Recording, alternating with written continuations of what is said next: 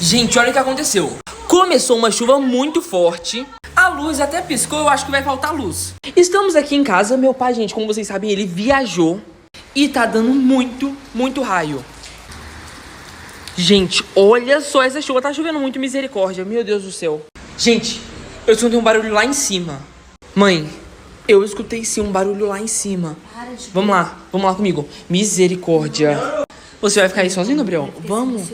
Não, vamos. Meu Deus. Estou subindo, gente, em oração. Porque minha mãe e o Gabriel ficaram lá embaixo. E eu vim aqui ver se é o meu tio que tá fazendo esse barulho. Gente, não sei o que é isso, não.